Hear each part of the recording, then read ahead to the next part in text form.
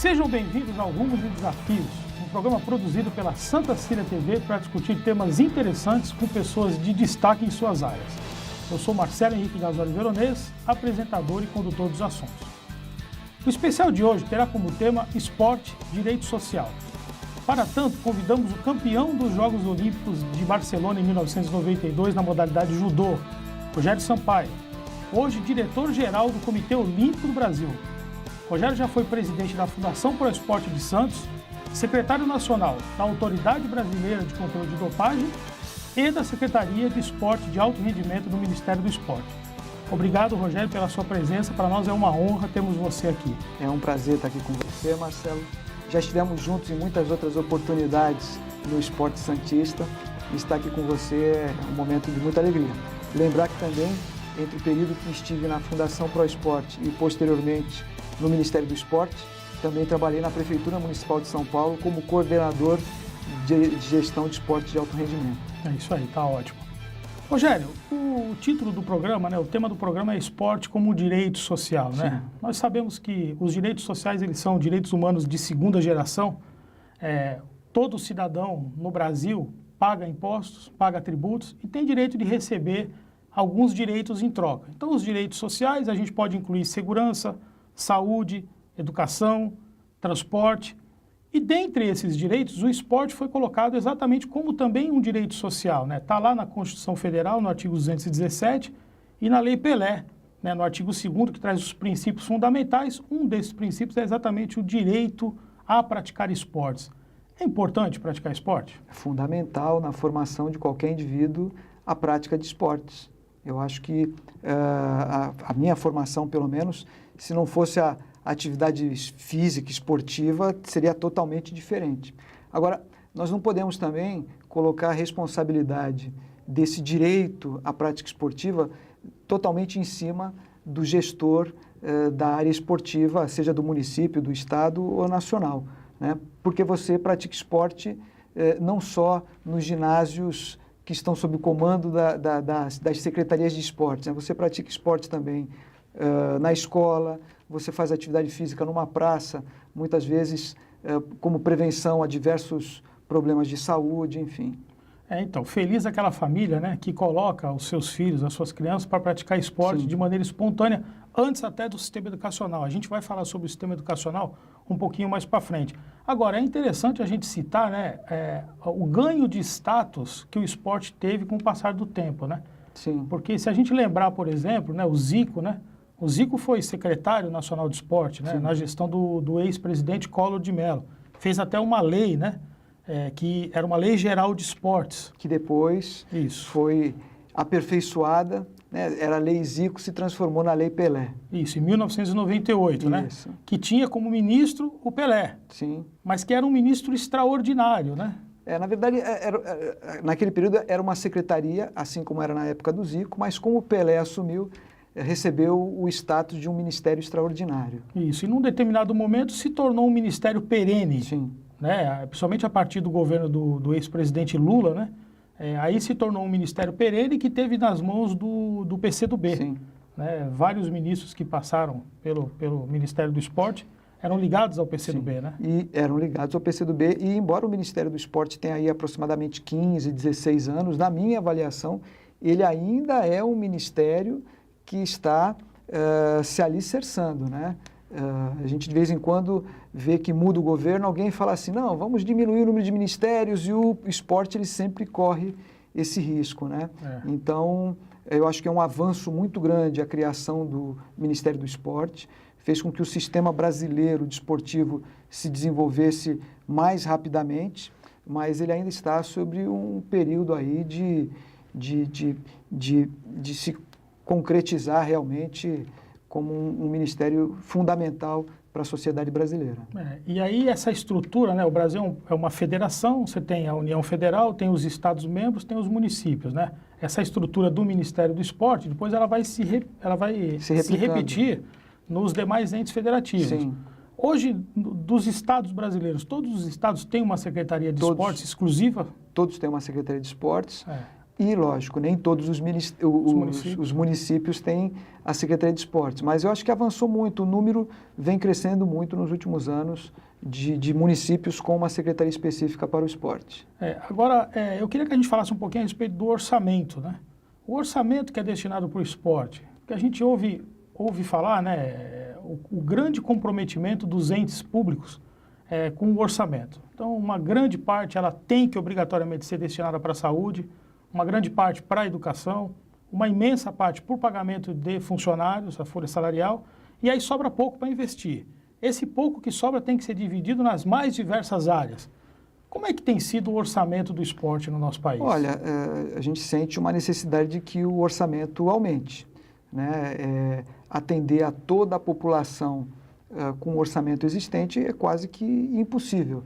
Teria que ser feito um milagre por parte dos gestores públicos para conseguir atender a toda a sociedade, a todos os munícipes.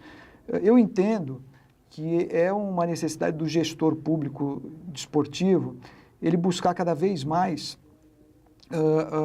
uma interação com outras secretarias, né? Uma relação intersecretarial com a saúde, com a educação, né? No caso da saúde, muitos programas podem se desenvolver no município em parceria com a Secretaria de Saúde. A prática de esporte previne uma série de doenças. Então, quando você consegue desenvolver programas em conjunto com outra secretaria, com esse objetivo, muitas vezes esse recurso pode ser custeado por uma secretaria que tem um pouco mais de recurso, né? Então, no caso, a Secretaria de Saúde. No caso da Secretaria de Educação, o nosso material humano está lá dentro. Então, muitas vezes, nós temos um centro esportivo e no entorno dele, diversas escolas que não têm a estrutura suficiente para a prática de diversas modalidades. Eu acho que essa relação e esse trabalho conjunto é que faz o município se desenvolver e levar a prática esportiva a um número maior de pessoas, seja no município, no estado e no governo federal. A gente viu aqui no governo do estado de São Paulo, por exemplo, algum tempo atrás, uma política pública chamada Escola da Família, né? As escolas elas ficavam fechadas no final de semana e não eram utilizadas pelos alunos. O nível de depredação, né, das escolas era enorme. Num determinado momento, o ex-governador Geraldo Alckmin, né, através da sua primeira-dama, a Lu Alckmin, que era presidente do fundo, né, ela cria essa política pública e abre as escolas dos finais de semana, permitindo que o aluno viesse e se integrasse cada vez mais dentro da escola, por exemplo, utilizando as quadras esportivas, né? Caiu o número de depredação assustadoramente. O aluno passa a se sentir parte daquele ambiente, né?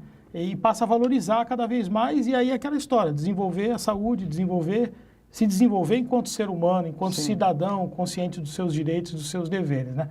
Mas eu queria que a gente falasse a respeito das políticas públicas. Você teve 2 anos, né, esses últimos 2 anos no Ministério, não é isso? Dos esportes. Como é que são essas políticas públicas? Quais são as principais? Algumas que você poderia citar, por exemplo? Olha, diversos programas existem dentro do Ministério do Esporte. Eu destaco a Lei de Incentivo ao Esporte, o programa Adote um Atleta do município, o programa Bolsa Atleta do governo federal, o programa Bolsa Pódio do governo federal.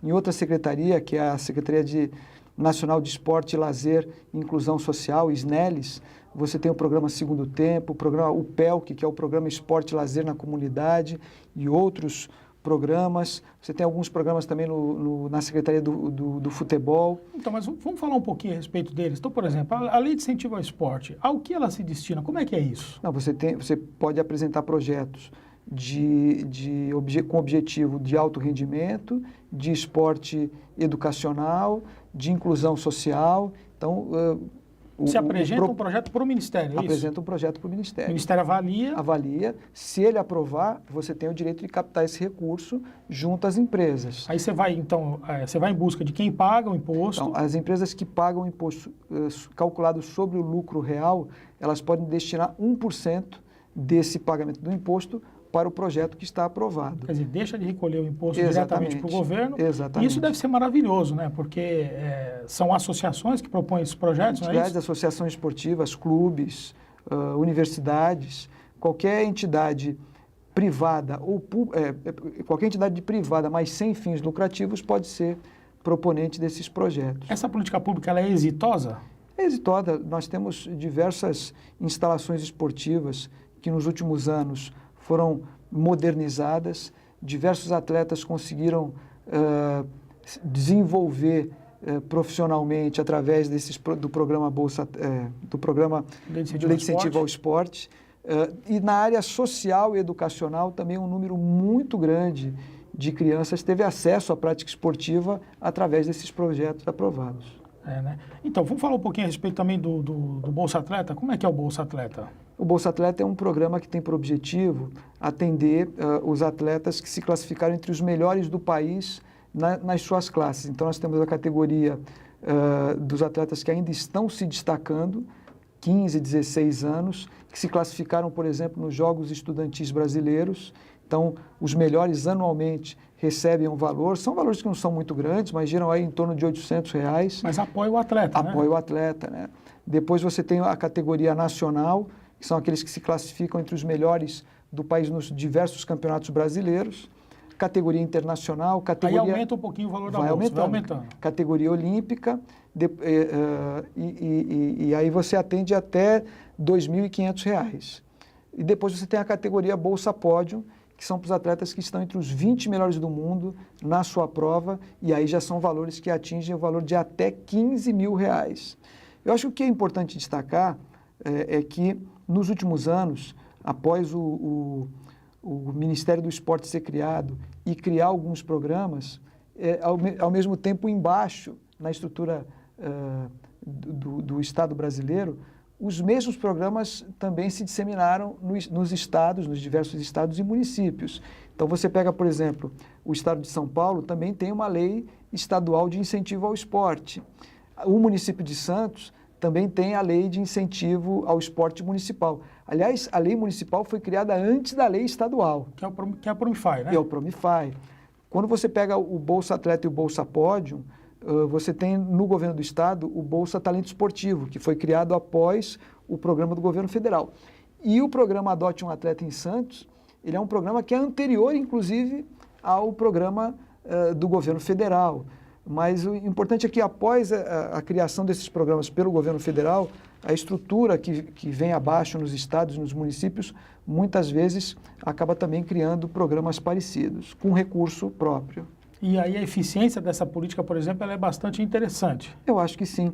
Porque, na verdade, o Estado ele está deixando de arrecadar algo, né, um dinheiro que entraria para ele, que seria o pagamento do tributo, é esse que deveria pagar o tributo.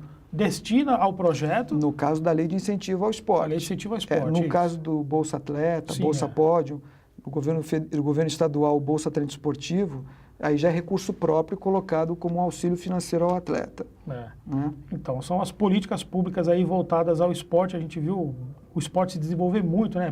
Especialmente nessa década, né? Que teve Copa do Mundo, que teve Jogos Olímpicos. Tivemos Jogos Mundiais Militares em 2011, Copa do Mundo em 2014. Jogos Pan-Americanos que já tinham sido em no 2007, 2007, né? Agora os Jogos Olímpicos em 2016. Então, foi uma década que teve um grande número de grandes eventos no Brasil e nos possibilitou modernizar a nossa estrutura esportiva, bem como, que é uma coisa que pouca gente consegue enxergar ou mensurar, né, que é desenvolver um número muito maior de profissionais mais bem preparados para o desenvolvimento dos nossos atletas. Então, eu queria que essas leis também, todas que foram criadas, eu acho que isso tudo vai se somando como um grande legado desses grandes eventos. É importante, eu gostaria que nós falássemos aqui sobre essa questão do legado, né? Os críticos acham que as competições que aconteceram aqui no Brasil praticamente não deixaram legado, salvo as estruturas, que muitas hoje sequer estão sendo utilizadas, né? Ao mesmo tempo, há quem diga que o legado existiu, né? Das mais diversas maneiras. Então, eu gostaria que a gente falasse um pouquinho a respeito do legado. Eu acho que a estrutura física ela é um grande legado. Existe um engano quando a gente fala que elas não estão sendo utilizadas. Pelo contrário, estão sendo e muito utilizadas. Se você for, por exemplo, no Parque Olímpico da Barra, todo final de semana, você tem diversos eventos que estão acontecendo. Ao longo da semana, diversos projetos sociais acontecem no mesmo espaço, tanto no Parque Olímpico da Barra, quanto no Parque Olímpico de Deodoro. Né? Lógico, são estruturas que têm um custo de manutenção alto, não é barato, mas utilização está tendo. Eu tenho uma visão nessa questão do legado que vai um pouco além da estrutura física. Essa quantidade enorme de leis que nós temos e que a cada ano são desenvolvidas, criadas, aperfeiçoadas, isso é um legado desse período de grandes eventos esportivos. A formação, o avanço nas diversas áreas que compõem a prática esportiva, ou seja, na área de nutrição, psicologia, nessas áreas voltadas ao esporte, né, preparação física, treinadores, o número de profissionais hoje mais bem formados, né, com capacidade de desenvolver realmente atletas para disputar entre os melhores do mundo, para desenvolver pesquisa, a participação das universidades nesse processo todo. Nós avançamos muito nessa área e isso é um grande legado. Nós temos outras obras que foram feitas, por exemplo, para atender a esses grandes eventos.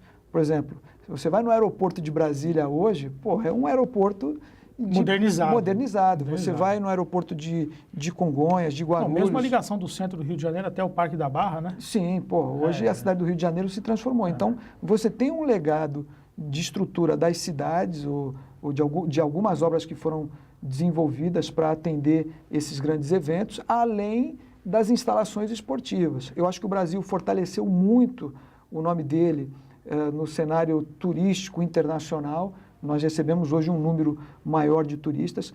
Poderíamos receber mais? Poderíamos. Deveríamos, porque a indústria do turismo ela é muito grande e alavanca muito a economia, né? Se você pegar países como, por exemplo, a França, a Espanha, a Alemanha, a Itália, provavelmente a indústria do turismo é uma das mais fortes do país.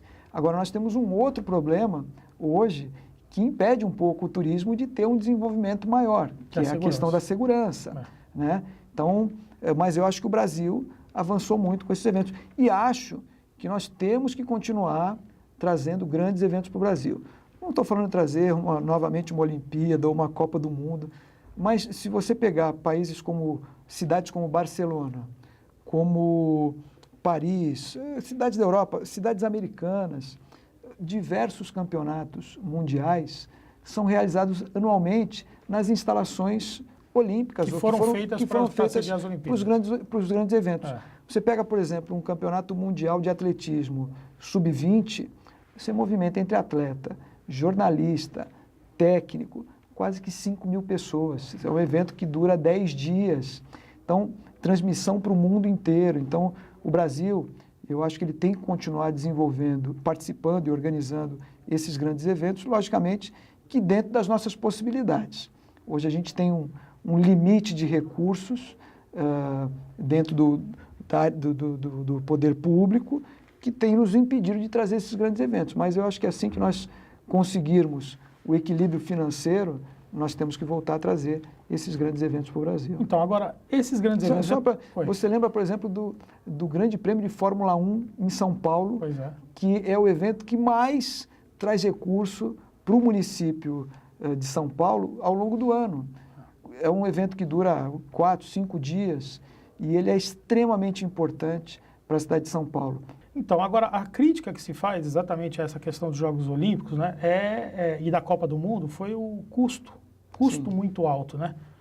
Talvez a gente deva separar os Jogos Olímpicos da Copa do Mundo, porque a Copa do Mundo teve essa história das construções do estádio, e aí é polêmica Brasil afora. A gente vê o Mané Garrincha, por exemplo, né? Teve um custo muito alto. Ou a Arena Pantanal subutilizada, ou lá em Manaus também subutilizada. Então a gente vê grandes estruturas, um dinheiro gasto muito alto. Que talvez tenham sido feitas em locais. Mas eu fico pensando ao mesmo tempo, como é que nós não iríamos ter um estádio na região norte do país, né? Talvez poderia ter sido feito em Belém do Pará, onde você tem o Paysandu, o Remo, né? Não sei, mas eu acho que a decisão de você ter um estádio, pelo menos em cada região do país, na região centro-oeste, na região norte, nordeste, né? A região centro-oeste acabou ficando com 2 estádios, então, né? Cuiabá e Brasília, né? É que já houveram, né, países que negaram a possibilidade, por exemplo, de sediar a Copa do Mundo, Jogos Olímpicos, né? E disseram, não, eu não vou sediar porque eu não vou gastar um dinheiro tremendo havendo tantas necessidades para serem supridas do povo. Então, essa é uma crítica que se faz, né? Ainda mais o Brasil na questão dos estádios da Copa do Mundo, não eram necessários tantos estádios, né? Poderíamos ter feito a Copa com 8 estádios. Com 8, fizemos 12. 12. Fizemos 12, né? Muitos deles agora subutilizados. Sim, e... com um custo enorme, né? Com um custo enorme. Você viu, o próprio Maracanã, Rio de Janeiro, um dos estádios que tem o futebol mais forte do país. É mitológico, né? E os clubes com dificuldade para usar o Maracanã pelo custo de manutenção, administrativo, enfim. A gente precisa desenvolver os modelos de utilização dos estádios. É isso aí. Olha, nós vamos chamar um rápido intervalo no programa Rumos e Desafios especial Esporte, Direito Social. Voltamos já.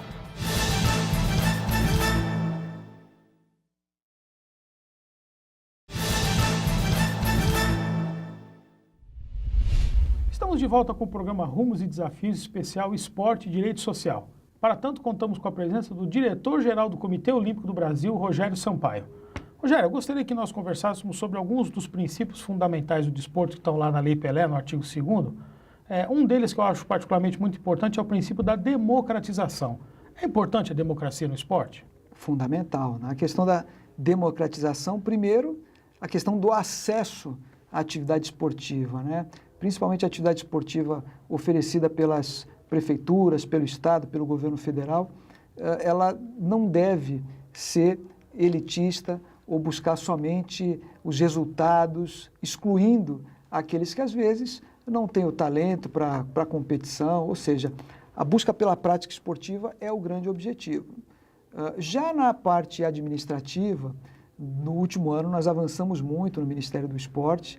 Eu trabalhava na Secretaria Nacional de Esporte de Alto Rendimento, contribuí com o Ministério do Esporte aprovando algumas regras que tinham por objetivo a democratização do esporte. Uma delas, eu acho que a principal, foi aprovar uma portaria assinada pelo ministro que obriga as confederações, nos próximos 180 dias, né, a criar a participação de 1/3 do seu colégio eleitoral, na sua assembleia, a representação dos atletas. Então, uma confederação que tem 27 votos, ela vai ter que criar mais 9 vagas para representantes de atletas, né? Eu acho que isso é extremamente importante. Os atletas vão ter que também aprender de que maneira utilizar esse poder que lhe está sendo dado, não só no momento da eleição, mas também para acompanhar a gestão das confederações, né? Até na maneira de indicar os representantes, né? Sim. Já vai ter que ter democracia aí, exatamente. né? Quem for o indicado vai ter que aprender a acompanhar tudo aquilo que é feito na parte administrativa. Mas quem está votando e escolhendo o seu representante também vai ter que aprender a cobrar esses representantes que são atletas, companheiros de equipe, de treinamento, mas que vão ter também essa possibilidade de participar da gestão esportiva. Porque nós tivemos alguns exemplos, né, na história recente esportiva do nosso país, né, falando em termos de gestão, né, de dirigentes que ficaram muito tempo tomando conta das entidades, né? Então, por exemplo, o Carlos Arthur Nussmann, né, foi presidente do Comitê Olímpico Brasileiro por 22 anos. O Ricardo Teixeira, 23 anos presidente da CBF. O Coraci Nunes, 29 anos presidente da CBDA. A família Mamed ficou 31 anos tomando conta do judô, né? E assim sucessivamente. Alternância de poder, alternância de governo é importante para a democracia, não é isso? Eu acho fundamental para qualquer entidade, para o desenvolvimento dela, a alternância dos dirigentes. Mas entendo também que era um outro momento do esporte brasileiro, as entidades eram muito mais fechadas. Isso impossibilitou também que nós conseguíssemos um desenvolvimento mais rápido, mas a gente tem que lembrar que a lei não era descumprida, a lei permitia isso. Agora, em 2013 ou 2014, houve uma alteração na Lei Pelé, que no artigo 18 e 18A, que fala de uma série de regras de governança e que obriga hoje as confederações, as entidades esportivas, né, a que o dirigente máximo, o presidente, tenha no máximo 2 mandatos de 4 anos à frente da entidade. Então, hoje, um presidente de confederação, um presidente do Comitê Olímpico do Brasil, do Comitê Paralímpico Brasileiro e de outras entidades podem ficar no máximo 2 mandatos de 4 anos à frente da entidade. Importante saber que, além dessa regra que limita os dirigentes nos cargos, Outras regras foram criadas também de transparência, então hoje as entidades são obrigadas a ter no site da entidade o nome dos funcionários e todos os salários recebidos por eles. Publicação de balanço patrimonial, Exatamente. prestação de contas, né? Tudo tem que estar lá.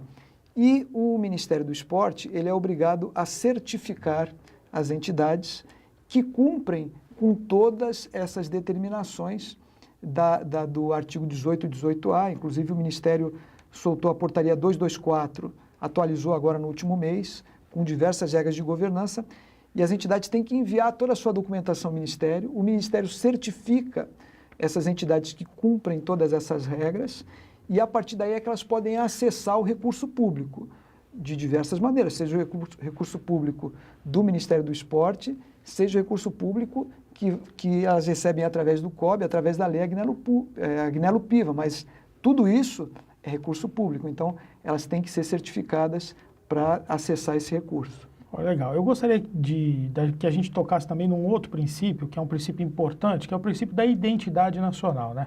Que valoriza as manifestações esportivas criadas, nascidas da própria cultura do povo brasileiro. A gente sabe, durante muito tempo, por exemplo, a capoeira era um esporte marginalizado, né? Uma atividade cultural marginalizada, que trazia, né, junto consigo um preconceito de origem racial, negro, né, da escravização e sucessivamente. Em 1988, o Brasil se redemocratiza, o princípio da identidade nacional está lá no artigo 217, depois foi replicado na Lei Pelé, que é a lei mais importante do esporte nacional. Então, eu gostaria de ouvir de você, né, a importância dessas modalidades que muitas vezes não fazem parte do programa olímpico, por exemplo, né? Olha, são atividades extremamente importantes. Nós temos algumas regiões do país que desenvolvem determinada modalidade e, às vezes, essa prática só acontece ali, né? Vamos falar, por exemplo, da nossa região aqui, do tamborel. O tamborel é praticado... Inventado em Santos, né? Praticado quase que exclusivamente aqui na nossa região, aqui em Santos, né? Mas nós temos outras atividades esportivas praticadas pelo país e que também são fortíssimas. Eu acho muito importante essas atividades porque, no fundo, as pessoas que a praticam estão fazendo atividade física. Isso. Então, terão uma qualidade de vida melhor. E esse é o grande objetivo do país, poder oferecer à sua sociedade uma qualidade de vida melhor. Poxa, legal. Você assumiu o controle antidopagem no Brasil, né? Num momento extremamente crítico, né? Perto dos Jogos Olímpicos, o laboratório brasileiro foi descredenciado. Isso. E aí você agora saiu entregando o laboratório credenciado, não é isso? Você conduziu todo esse período de crise e colocou o trem nos trilhos. Então, eu queria que você contasse isso para a gente. Então, eu assumi a Secretaria da Autoridade Brasileira de Controle de Dopagem no começo de julho de 2016, um mês antes dos Jogos Olímpicos do Rio de Janeiro. E naquele momento, o laboratório, por errar a análise de uma amostra, ele foi suspenso. Essa suspensão se estendeu à Agência Brasileira de Controle de Dopagem, que é a ABCD. O laboratório responsável por ele é a Universidade Federal do Rio de Janeiro. A Autoridade Brasileira de Controle de Dopagem, a agência, é de responsabilidade do Ministério do Esporte, mas essa suspensão foi estendida à agência. Então, a gente conseguiu, naquele momento, em que o Brasil corria o risco, inclusive, de que as amostras dos Jogos Olímpicos do Rio não fossem feitas no nosso laboratório, fossem feitas ou nos Estados Unidos, ou, por exemplo, na França, ou seja, em outro continente. Ia ter que sair um avião levando a amostra para fazer exame. Exatamente. País seria terrível, a gente conseguiu resolver isso rapidamente, né? A UADA mandou para o Brasil 12 técnicos, 30 dias antes dos Jogos Olímpicos do Rio. Eles passaram aqui no nosso laboratório 15 dias, trouxeram diversas amostras cegas e a estrutura do laboratório e dos profissionais trabalhou muito naqueles 15 dias, fazendo análise dessas amostras cegas, que a gente chama, e o resultado tinha que ser exato, não podia dar nenhuma diferença nos resultados, né? Depois de 15 dias, o laboratório mostrou toda a sua capacidade, toda a sua eficiência, conseguiu fazer as análises de diversas amostras com enorme precisão, né? E voltou a ser credenciado. Isso foi um ganho muito grande, porque o laboratório brasileiro e essa área do controle de doping é um legado dos Jogos Olímpicos, né? E nós pudemos ter todas as amostras dos Jogos Olímpicos analisadas aqui. Só para você ter uma ideia, foram 6.000 amostras analisadas num período de aproximadamente 20 dias. E, mais impressionante ainda, os resultados dessas amostras têm que ser dados no máximo em 36 horas após o laboratório receber as amostras. Então, o laboratório brasileiro hoje é um dos mais modernos do mundo, e eu acho que é um motivo de muito orgulho para o Brasil. É o único laboratório credenciado na América do Sul. Após os Jogos Olímpicos, nós tínhamos uma obrigação de criar o Tribunal de Justiça Antidopagem, né? E criar um tribunal atendendo a todas as leis, as regras da UADA, que é a Agência Mundial Antidoping, mas atendendo também às leis brasileiras, porque o tribunal, ele... Existe um Código Brasileiro de Justiça Desportiva. Exatamente. Então, só abrindo um parênteses, já voltando a palavra para você, né? Que a Justiça Desportiva, ela já é uma justiça especializada, né? Exatamente. Para o telespectador saber, os casos que envolvem conflitos no esporte, né? Infrações disciplinares e a competição, sim, não são resolvidos na justiça comum, por exemplo, com o juiz de direito. Existe uma justiça desportiva altamente especializada em cada modalidade. Para poder resolver os seus conflitos. Em duas instâncias, né? O Tribunal de Justiça Desportiva e o Superior Tribunal de Justiça Desportiva dentro de cada modalidade. E às vezes até em 3, que aí vai ter a comissão disciplinar dentro do tribunal, né? Agora, criar essa justiça especializada na dopagem... E é importante dizer o seguinte, e quando você esgota todos os níveis da justiça brasileira desportiva, ainda assim, esse caso pode ser levado ao Conselho Arbitral do Esporte em Lausanne, na Suíça, né, como uma última instância, de tentar reverter o caso, a decisão. Desculpe. Não, mas então, aí eu imagino que deve ter sido um desafio, né, criar uma justiça especializada na questão de doping, né? Exatamente. Você lembra que quando alguém no futebol era pego com um resultado positivo, ele era julgado dentro do Tribunal de Justiça Desportiva do futebol. Se fosse no judô, era dentro do Tribunal de Justiça Desportiva do judô. Então, você tinha, para uma mesma substância utilizada por diversos atletas... Decisões distintas. Então, criar o tribunal foi um desafio, porque a gente tinha que reunir todas essas pessoas, né? Mas nós conseguimos fazer isso sem um atrito tão grande, e criamos numa velocidade muito grande. O laboratório, o tribunal tem julgado numa velocidade muito grande, na medida certa, punindo os atletas na medida certa, nem acima, nem abaixo do que é merecedor, no rigor da lei, né? E isso é muito importante, porque às vezes você punir um atleta acima do que é realmente o ideal, você também está prejudicando o atleta. Com certeza. Né? E dando motivo até para uma revisão dessa pena. Exatamente. Né? E tudo isso de maneira transparente. Hoje, se você entrar no site da ABCD, né, que é o www.abcd.org.br, você tem lá a relação de todos os atletas que já foram julgados, que foram punidos, profissionais que trabalham com esses atletas que também foram julgados. É bastante interessante. Porque muitas vezes uma situação de doping não é o atleta sozinho, né? Exatamente. Às vezes você tem junto dele um técnico, um dirigente participando desse processo. Que é quem está induzindo ele a consumir alguma substância proibida. Então, hoje, qualquer situação que envolva doping, em qualquer modalidade esportiva no Brasil, será resolvida na justiça especializada. Exatamente. Agora, por exemplo, você tem o caso do Guerreiro. Né? Ele foi pego num jogo eliminatório da Copa do Mundo. Um jogo internacional. Aí você fala assim, não, mas ele joga no Flamengo. Sim. Se ele fosse pego no controle de doping do jogo do Flamengo, ele seria julgado pelo Tribunal Brasileiro de Justiça de Dopagem. Como ele foi pego num evento internacional da FIFA, quem o julgou foi o Tribunal da FIFA, que é também uma autoridade de teste, e tanto é que ele foi punido e recorreu ao Conselho Arbitral do Esporte, que fica em Lausanne, na Suíça. Então o telespectador tem que ter muita ciência, né? Essa recuperação de credibilidade do Brasil, né, perante o esporte e o mundo de uma maneira em geral, né, só aconteceu graças à figura do Rogério. A pessoa que levou credibilidade, levou seriedade. Eu me lembro que quando houve a suspensão do tribunal, as suspeitas que haviam... Apanhei muito.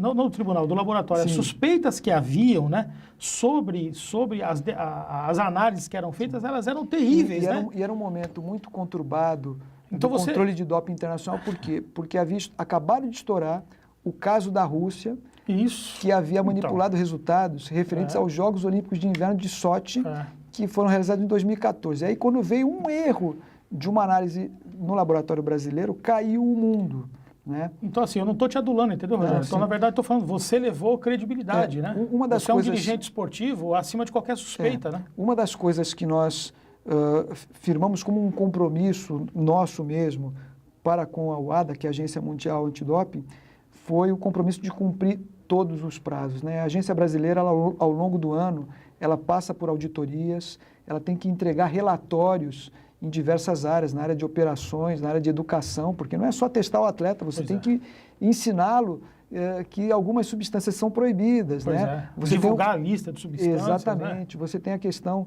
da gestão do resultado, né? Quando esse resultado ele é um resultado adverso, um resultado positivo, você tem que fazer a gestão do resultado até que ele chegue ao tribunal. Então, diversos relatórios são apresentados à Agência Mundial Antidoping e antes da minha chegada, esses relatórios, esses prazos não eram cumpridos. Então, foi um compromisso nosso, do grupo da ABCD, que nós, quando tivemos que recuperar a credibilidade, a primeira coisa foi falar exatamente isso. Vamos cumprir todos os prazos. E até hoje, isso ficou, depois da minha saída, jamais atrasamos um relatório. Então, eu vejo duas qualidades, né? Eu tinha falado uma, eu vou trazer a segunda, então, que é a questão da eficiência administrativa, né? Também não adianta você ser uma pessoa super honesta, boa e não fazer a coisa girar. Você, na verdade, além da tua credibilidade como campeão olímpico, como atleta de reputação ilibada, dirigente sem nada que pese contra você, tem a questão de fazer também o sistema todo girar. Porque imagino também, você é um paulista, chegando para presidir, para dirigir uma autoridade antidopagem com funcionários que já estavam lá, com uma estrutura que já estava, né? Você teve que ditar o teu ritmo e certamente está de parabéns. Mas vamos mudar porque os assuntos são muitos aqui. Rogério, em 1955, Santos foi eleita a cidade mais esportiva do Brasil pelo jornal O Globo, do Rio de Janeiro, que era a capital do Brasil. Né? E a gente viu que, com o passar do tempo, a estrutura esportiva que havia na cidade, né, que ficava nos clubes, muitos clubes que haviam, né, essa estrutura ela foi diminuindo, ela foi se desgastando, ela foi definhando e deixou de existir. Como exemplo, eu vou citar o Regatas na Ponta da Praia, né? Os três que já não existe mais. Regatas, o Atlético. O Vasco e o Saldanha ainda existem, mas ainda existe, uma estrutura muito menor. Você foi presidente do comitê organizador dos Jogos Abertos de 2010, aqui em Santos. Foi fácil fazer esses Jogos Abertos?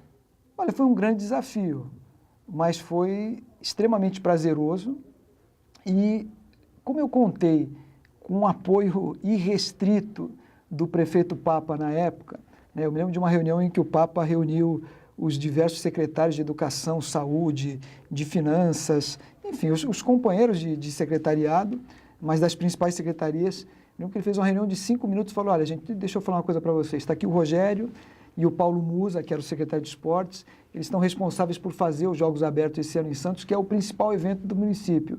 Então, vocês não poupem esforços para ajudá-los na organização. Rogério, se for preciso, põe o processo debaixo do braço, atropela, vai em busca aí da aprovação, faz acontecer. Então, isso tudo fez com que a organização fosse prazerosa e que, lógico, cansativa, porque o evento é muito grande. Você imagina que nós conseguimos colocar o Pelé para acender a pira dos Jogos Abertos dentro da Vila Belmiro, num dia que choveu um monte, né?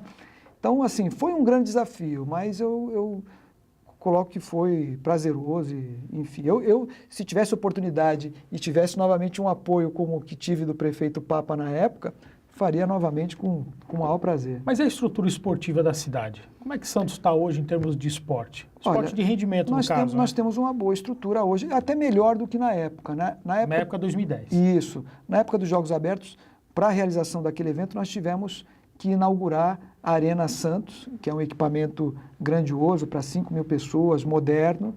Contamos também com a estrutura das universidades, inclusive 2 ginásios foram inaugurados naquela época, ginásios de primeiríssima qualidade. Aqui na Unisanta, utilizamos essa piscina que é uma das melhores do país, totalmente com todos os equipamentos mais modernos. A estrutura do SESC foi fundamental, dos clubes, clube como, por exemplo, o Internacional, o Portuários, a gente ainda utilizou. As provas de rua, como do ciclismo, Pudemos contar também com o apoio da Prefeitura de Praia Grande, que nos cedeu aquela pista de atletismo de excelente qualidade para as competições de atletismo. Eu acho que foram 30 e poucos locais de competição e foi um evento de excelente qualidade. E o número de campos de futebol que nós utilizamos, nós conseguimos fazer jogo no CT do Santos, em Uricumurça, no Jabaquara, enfim. Então, vem aqui uma terceira qualidade, né, Rogério? Além de ter uma reputação ilibada, né? Muita credibilidade, além de fazer todo mundo trabalhar, ser eficiente, você também é um excelente articulador. Eu vou encerrar esse bloco, Eu dou sorte que as pessoas que vêm trabalhar comigo... Após um brevíssimo intervalo, nós voltaremos com o Rumo de Desafio Especial Esporte e Direito Social.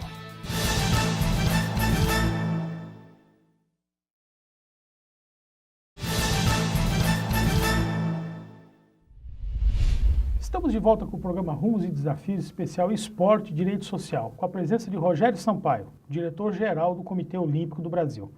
Rogério, eu gostaria que nós conversássemos sobre as perspectivas olímpicas para Tóquio 2020, né? Por todo o investimento que foi feito, pelas Olimpíadas serem no Brasil, né? Achou-se que o quadro de medalhas brasileiro na Olimpíada do Rio de Janeiro ficou um pouco abaixo do que se esperava, né? Mesmo assim, superou as Olimpíadas anteriores, por exemplo, as 7 medalhas de ouro que o Brasil obteve no Rio de Janeiro, né? Nem de perto tinha conseguido nas Olimpíadas as mais recentes aqui, né?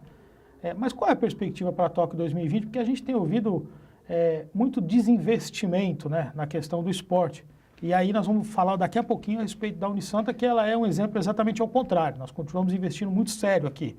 Tanto que a Poliana foi vencedora da primeira medalha da natação feminina no Brasil, né? E a Ana Marcela continua com apoio. E a Ana Marcela continua firme. E a Poliana também continuava firme. A Poliana decidiu deixar de nadar. Mas eu gostaria de saber quais são as perspectivas. Você que está chegando agora no Comitê Olímpico Brasileiro, né? Eu sou um otimista, né? E é isso que tem feito com que ao longo dos anos eu consiga ir vencendo alguns desafios.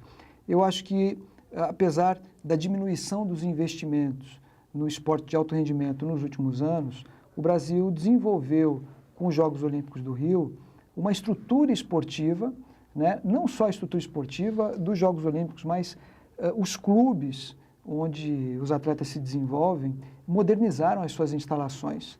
Se você imaginar que hoje no Brasil nós temos 3, eu não sei como é que chama, são as pistas de canoagem slalom, né? Tem países que não tem nenhuma, nós temos 3. Nós, nos Jogos Olímpicos, já tivemos atletas na 5ª colocação nessa modalidade, que não é tradicional no esporte brasileiro. Então, em algumas modalidades onde nós não temos essa tradição, a gente vem avançando muito. Vamos pensar também que nós, com a organização dos Jogos do Rio, conseguimos desenvolver um número muito grande de profissionais em diversas áreas e nas mais diversas modalidades. Profissionais mais bem formados e mais bem preparados no treinamento e no desenvolvimento dos nossos atletas. Eu acho que isso pode fazer com que a diminuição dos investimentos em algumas modalidades possa ser superado com isso que foi deixado pelos Jogos Olímpicos do Rio. O Brasil também, diferente de outros países, ele consegue conquistar medalha num grande número de modalidades, né? Você pega, por exemplo, a Jamaica, ela conquista lá um número enorme de medalhas no atletismo, mas eles não conseguem nenhuma medalha na natação, no handebol. E o Brasil conseguiu, em diversas modalidades, conquistar medalhas. Você pega a canoagem, pega o boxe, o vôlei, o judô, a vela, a maratona aquática, a natação. A maratona aquática faz parte do programa da natação. A gente não conseguiu nas piscinas na última Olimpíada, mas no Campeonato Mundial do ano passado, o Brasil teve a sua melhor participação. Então, às vezes, esse resultado não veio nos Jogos Olímpicos, mas veio um ano depois. O fato de a gente não ter conquistado medalha em uma ou outra modalidade, acabei esquecendo de falar da ginástica artística também. Isso, futebol, né? Futebol, enfim. Embora a gente não tenha conquistado medalha em alguma modalidade, isso não quer dizer que a gente não possa brigar por essas medalhas na próxima Olimpíada. O nosso handebol feminino, a questão de 4, 5 anos atrás, foi campeão do mundo, né? E tiveram uma excelente participação nos Jogos do Rio. Então, eu sou otimista em relação à participação brasileira.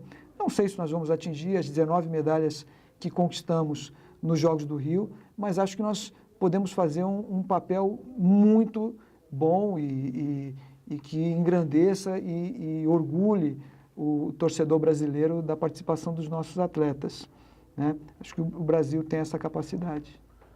Esse ano, nós vamos organizar aqui na universidade os 35º Jogos da Unisanta, né? Sim. Você conhece essa competição, Rogério? Conheço. Essa competição, ela é... O que você acha dos Jogos da Unisanta, Rogério? Eu acho que o esporte universitário ele vem se desenvolvendo muito nos últimos anos, né? A CBDU hoje tem recurso público no desenvolvimento do esporte universitário. A FUP, aqui no estado de São Paulo também, tem se desenvolvido muito, né? A FUP tem como presidente o meu amigo Aurélio Miguel, judoca, campeão olímpico também, e a FUP se desenvolveu muito. E a Unisanta é uma entidade que, muito antes dessa organização, já fazia aqui os seus jogos, né? E hoje a Unisanta também está totalmente integrada a esse circuito universitário, esse circuito universitário, e é uma das competições mais respeitadas do país pela sua organização, pela sua tradição, pelo nível dos atletas que aqui competem, né? Eu acho, por exemplo, no ano que fiz a faculdade de Educação Física, que acabei não terminando, né? Mas eu representei o país no Campeonato Mundial Universitário. Fui medalha de bronze no Campeonato Mundial Universitário, que foi na Alemanha, isso em 94. E sei o quanto isso foi importante para o meu currículo como atleta, né? Então, o atleta que às vezes tem a oportunidade de começar a disputar as competições universitárias através dos Jogos da Unisanta, às vezes, a partir de uma competição dessa, ele chega também ao nível máximo, que é um campeonato mundial universitário, se torna um medalhista e isso fica para a vida inteira, né? E esse trabalho que a Unisanta faz, né, no sentido de formar os atletas, né? Porque a Unisanta, diferentemente de outros clubes, né, por exemplo, dos esportes aquáticos, da natação, né, a Unisanta tem a preocupação de formar os atletas, né? Aqui existem aquelas escolinhas, desde pequenininho, né, bebezinho, já está aprendendo a nadar aqui na Unisanta, e isso vem abastecendo uma equipe que apresenta excelentes resultados no cenário brasileiro, como, aliás, você faz também na sua associação de judô, né? Um trabalho de formação. Qual a importância da formação do atleta, Rogério? Olha, primeiro o lado educacional, né? Acima de tudo, a gente está formando cidadãos com o objetivo de fazer uma sociedade diferente e melhor daquela que a gente tem hoje, né? A partir desse momento que você tem essa formação como objetivo principal, alguns atletas se destacam. Esses que se destacam, que demonstram habilidades diferenciadas para a prática competitiva, entidades como a Unisanta ou como a minha associação no judô, têm os mecanismos para desenvolver esses atletas, até chegar ao nível mais alto, que é um atleta medalhista olímpico ou um atleta olímpico. E isso não quer dizer que todos aqueles outros que não chegaram lá, que perderam tempo ou jogaram energia fora. Pelo contrário, eu acho que a medalha ela é importante, né? Enaltece qualquer entidade ou qualquer atleta que a conquistou, mas a maior vitória que nós temos é exatamente essa formação diferenciada de todos os praticantes. É isso aí. Eu gostaria que você falasse, eu vou voltar um pouquinho, né? A perspectiva do judô. O judô tem sido tradicionalmente um ganhador de medalhas nos Jogos Olímpicos, não é isso? Nós, desde 1984, dos Jogos Olímpicos de Los Angeles, o judô brasileiro, ele conquista medalhas ininterruptamente, né? Então, não acredito que tenha nenhuma outra modalidade que tenha conquistado medalhas desde 84 direto, né? E o Brasil avançou nos últimos anos, a gente conquista medalhas também, por exemplo, no judô feminino, que isso começou a acontecer a partir de 2008, dos Jogos Olímpicos de Pequim, com a Kathleen Quadros, mas nós vivemos um momento de entre-safra, de muita dificuldade. E eu acho que esses Jogos de Tóquio, para o judô principalmente, vai ser os Jogos Olímpicos mais difíceis dos últimos 20 anos. Um país que tem 12 horas de fuso horário, o judô mais desenvolvido do mundo, e os japoneses, posso dizer que hoje, 2 anos antes, eles estão voando, né? Então, o Brasil vai ter muitas dificuldades, mas eu sou otimista, acho que nós temos alguns talentos no nosso país que podem fazer com que a gente não perca esse ritmo de conquistas ao longo dos últimos Jogos Olímpicos. A Associação de Judô Rogério Sampaio já mandou atletas para as Olimpíadas? Mandamos, por exemplo, Leandro Guilherme, Daniele Zangrando, Andressa Fernandes, o Bruno Mendonça. Eu estou esquecendo de alguém. Olha aí, tá vendo? A gente quando lembra dos nomes, a gente corre risco de esquecer, né? Exatamente. Existe a perspectiva de, nos próximos Jogos Olímpicos, ter algum representante da associação? Por enquanto, nós não temos nenhum atleta entre os principais atletas do Brasil. E isso é algo inédito para a gente, porque desde que nós criamos a associação em 93, o primeiro Jogos foi em 96, e a gente já teve atletas nos representando. Mas eu acho que a gente... ainda muita coisa vai acontecer até os Jogos Olímpicos de Tóquio e eu torço para que a gente consiga ter um representante. Será que até lá tem alguém dando 1000 Osotogari na barra de ferro de casa? Não? Era uma outra época, né, Marcelo? A gente não tinha a tecnologia que tem hoje, a gente tinha que inventar as coisas para conseguir se desenvolver. Eu estou fazendo uma brincadeira com o Rogério, né? E queria exatamente puxar o assunto para que o telespectador entenda, né? O Rogério foi campeão olímpico em 1992 e eleito o melhor judoca do mundo naquele ano, né? E aí existe um vídeo que está disponível no YouTube, na internet, né? Que é Ippon, a trajetória olímpica de Rogério Sampaio. Esse filme, ele é um documentário emocionante, né? Ele conta a tua história e aí tem exatamente esse episódio, né? Exato. Você treinava em casa, numa barra de ferro. Exatamente. Eu chegava da escola, minha mãe fazia o almoço, eu descansava um pouquinho, meia hora, e aí começava os meus treinamentos em casa, né? Numa barra de ferro? Numa barra de ferro. Fazia o movimento de repetição de um golpe do judô, que é o Osotogari, que era a minha técnica principal. Então, todo dia eu fazia 1000 repetições. Depois das 1000 repetições, eu colocava a mochila no ombro e ia a pé até a academia do Sensei Paulo Duarte, que ficava ali no Canal 3, e treinava todo dia das 4 às 6. E foi o Paulo que falou para você que você poderia ser campeão olímpico depois de dar 100.000 Osotogaris? Na verdade, ele falava o seguinte... Ou foi o Feijó? Não, na verdade, o Sensei Paulo, ele falava o seguinte, que para você começar a se especializar numa técnica, você tem que fazer 100.000 repetições perfeitas. Então, depois de 100.000 perfeitas, você está pronto para começar a aprender a desenvolver aquela técnica, né? E isso aconteceu comigo. E lógico que foi isso que acabou me levando à possibilidade de disputar uma Olimpíada, uma medalha olímpica.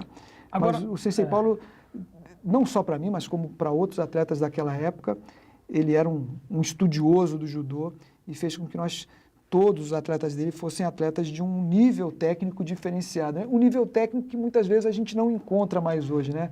O esporte hoje ficou muito físico, diminuiu o nível técnico, né? Então nós temos a alegria de ter sido de uma geração diferenciada. Agora, nas Olimpíadas de 92, você fez 5 lutas? 5 lutas. E foram 5 Ippons? Não, foram 3 vitórias por Ippon. A 4ª luta semifinal contra o alemão, que era o campeão do mundo, foi através das punições. E a última luta foi por Vasari, que é um ponto muito próximo ao Ippon, que determina o final da luta. Você cita 5 judocas que você considera como sendo os maiores judocas do Brasil, né? E com certeza você hoje estaria entre eles tranquilamente, né? Que é o Chiaki Ishii, né? Sim, o Walter Carmona, Aurélio Miguel, Thiago Camilo, e você coloca o Ricardo Sampaio como sendo um dos judocas mais importantes, né? E aí você cita o porquê. Por que ele era um grande judoca, além de seu irmão, além de uma pessoa que certamente mora no seu coração? Mas por que ele era um grande judoca? A maioria vai pensar que eu estou querendo apenas que é uma coisa sentimental, isso? Não é. Na verdade, o meu irmão era um atleta de uma habilidade muito grande. Um esporte como o judô, que é um esporte de força, o meu irmão não fazia força, né? Ele se movimentava com uma leveza enorme, né? E os adversários que vinham o acompanhando na movimentação dificilmente percebia um momento em que ele conseguia fazer os ataques. Campeonatos absolutos, que não tinha categoria, não é isso? Não tinha categoria, ele de repente com 65... Conta isso para os telespectadores. O meu irmão com 65 quilos, de repente colocava um adversário de 130 nas costas e passava por cima dele como se fosse um atleta muito leve, né? Lógico, ele tinha que ter força para fazer o movimento, mas essa movimentação, quase que como uma dança, né? Surpreendia e muito a maioria dos adversários e principalmente os mais pesados, que eram mais lentos, né? Então isso fazia com que muitos o admirassem. E eu mais ainda. Por isso que eu criei ao longo dos anos a relação com o meu irmão, era uma relação, lógico, de irmão, de amizade, mas também de idolatria, de admiração, né? pelo judô. Agora, eu acho interessante, né, que o teu técnico, Feijó, né? Foi teu técnico nas Olimpíadas? O Feijó, nós trabalhamos juntos naquele período dos Jogos Olímpicos. Isso. Mas eu queria citar uma passagem. 91, 92. Isso, eu queria citar uma passagem, né? Me ajudou muito. Então, que ele conta que você um dia perguntou para ele, e aí, você bota fé, você acha que vai dar, né? E ele falou para você, eu acho que tecnicamente, fisicamente, você está perfeito, agora nós temos que ver a questão emocional. E aí ele falou, bom, como é que faz isso? Você disse, né? Como é que faz isso? Ele falou, eu vou colocar você para lutar com 7 pessoas ao mesmo tempo, se alternando, né? Sim. E aí ele fala que você lutou exatamente por 1 hora e 15 minutos. 15 minutos. Seguidamente, Rogério? Seguidamente. Aquele treino foi um dos últimos treinos. E aí, quando acabou o treino, você foi para a janela, você estava chorando. Aquele foi um dos últimos treinos antes dos Jogos Olímpicos de Barcelona, alguns dias antes do embarque. E o Feijó, nós trabalhamos muito nos últimos 2 anos, e principalmente naquele período dos Jogos Olímpicos. E a formação dele profissional é na área de psicologia e a especialização em psicologia esportiva. Então, o trabalho que ele fazia comigo era fundamental. E um dia a gente saiu do treino e, vamos tomar um suco, estou precisando conversar. E aí entramos nessa conversa. E aí ele lançou esse treinamento como um desafio. Eu falei, vamos embora. E aí fiquei 1 hora e 15 treinando com esses atletas num ritmo forte. Subia um, lutava com você, ele saía, descansava e vinha outro. E você não parou para descansar nem um minuto. Exatamente. E aí eu me lembro que no final, foi um treino que eu perdi mais de 3 quilos.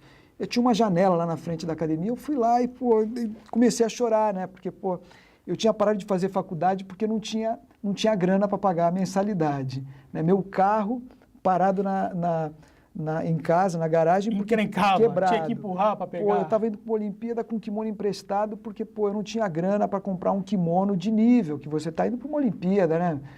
Não é o campeonato aqui da região, né? Você quer ter um kimono de nível. Enfim, e eu já tinha 25 anos, eu olhava para... E a gente naquela época não ganhava dinheiro com esporte, né? Então eu olhava para frente e eu falava assim, meu Deus, será que isso tudo vale a pena? Né? Mas foi um momento muito rápido ali, 30 segundos, 1 minuto, rapidamente eu coloquei os pensamentos positivos na cabeça e segui em frente. É isso aí. Rogério, você criou um sistema de ensino de judô. O programa está acabando, a gente tem que ser ligeirinho, mas você criou um sistema de ensino de judô, Sim, é isso? É um sistema apostilado que tem por objetivo fazer com que o ensino do judô, principalmente para as crianças, seja mais lúdico, mais prazeroso, e onde a gente também aborde alguns temas transversais ao ensino do judô, né? Buscando um desenvolvimento diferenciado para o praticante. Que é o que você faz na sua associação, né? Exatamente. Por isso que as criancinhas que frequentam as tuas aulas voltam para casa, né? Preocupadas em escovar o dente, querendo saber se toma banho todo dia, arrumar a própria cama, se a nota da escola tá boa, né? Respeitando os demais. E chega em casa falando, eu sou Togari, né? Eu sou Togari para lá, eu sou Togari para cá, entendeu? Esse é o teu sistema de ensino, né? Verdade. Mas o grande objetivo é que a prática esportiva seja prazerosa, né? É isso aí. Acima de tudo. Rogério, olha, queria te desejar muito sucesso no Comitê Olímpico Brasileiro, entendeu? Queria dizer para você que você é um grande orgulho do esporte não só nacional, mas do esporte regional, do esporte santista, né? Você é um medalhista olímpico, deve ser valorizado como tal, né? E dizer para você que a gente espera que você tenha grandes perspectivas, entendeu? Que você tenha muito sucesso com todos esses obstáculos que você está enfrentando, mas que você assuma outros obstáculos, né? Porque, afinal de contas, o ipom não machuca ninguém. O que machuca é o golpe mal dado, né? O golpe dado errado, entendeu? Eu espero que possa, no Comitê Olímpico Brasileiro, estimular aqueles que vão trabalhar comigo, né? E possa contribuir também para o desenvolvimento do esporte brasileiro. Eu acho que muita gente trabalhou para que eu pudesse chegar a uma Olimpíada, a disputar uma medalha e conquistá-la. E agora é hora de eu também dar essa minha contribuição. É isso aí, que não pare aqui, né? Que não pare nesse desafio, que muitos outros venham e que você contribua aí com a sociedade, com toda essa sua personalidade, esse seu jeito de ser, tá bom? Muito obrigado. Olha, o Rumos e Desafios especial Esporte e Direito Social fica por aqui. Eu agradeço a presença do convidado, Rogério Sampaio, que é diretor-geral do Comitê Olímpico do Brasil, orgulho do esporte nacional, da Baixada Santista e de Santos. E você em casa, continue conosco, lembre-se, a Santa Cira TV tem a maior programação regional da sua TV. Até mais.